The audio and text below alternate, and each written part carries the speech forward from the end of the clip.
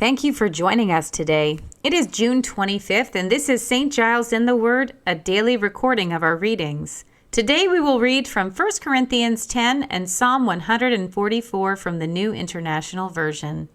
We begin in 1 Corinthians 10. For I do not want you to be ignorant of the fact, brothers and sisters, that our ancestors were all under the cloud, and that they all passed through the sea. They were all baptized into Moses in the cloud and in the sea. They all ate the same spiritual food and drank the same spiritual drink, for they drank from the spiritual rock that accompanied them, and that rock was Christ. Nevertheless, God was not pleased with most of them. Their bodies were scattered in the wilderness. Now these things occurred as examples to keep us from setting our hearts on evil things as they did. Do not be idolaters, as some of them were.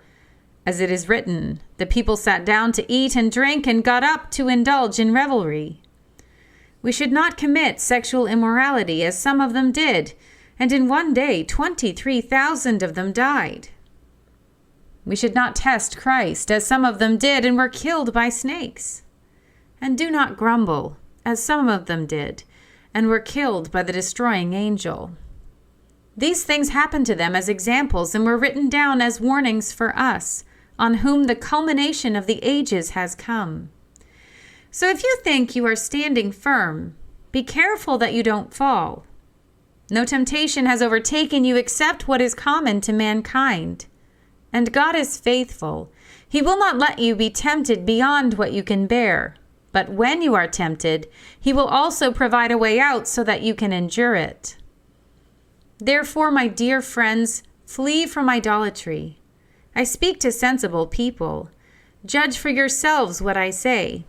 Is not the cup of thanksgiving for which we give thanks a participation in the blood of Christ? And is not the bread that we break a participation in the body of Christ? Because there is one loaf, we who are many are one body, for we all share the one loaf. Consider the people of Israel. Do not those who eat the sacrifices participate in the altar? Do I mean then that food sacrificed to an idol is anything? Or that an idol is anything? No. But the sacrifices of pagans are offered to demons, not to God. And I do not want you to be participants with demons. You cannot drink the cup of the Lord and the cup of demons too. You cannot have a part in both the Lord's table and the table of demons. Are we trying to arouse the Lord's jealousy? Are we stronger than He? I have the right to do anything, you say, but not everything is beneficial. I have the right to do anything, but not everything is constructive. No one should seek their own good, but the good of others. Eat anything sold in the meat market without raising questions of conscience, for the earth is the Lord's and everything in it. If an unbeliever invites you to a meal and you want to go, eat whatever is put before you without raising questions of conscience.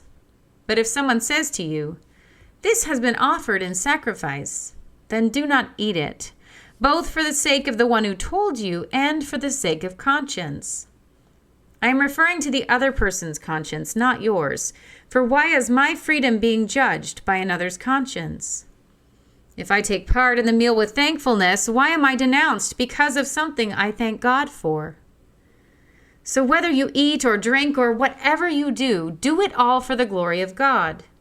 Do not cause anyone to stumble, whether Jews, Greeks, or the church of God, even as I try to please everyone in every way.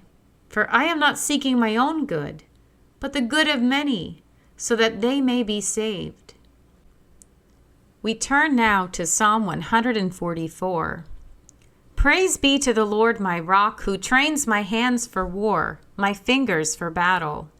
He is my loving God and my fortress, my stronghold and my deliverer, my shield in whom I take refuge, who subdues peoples under me.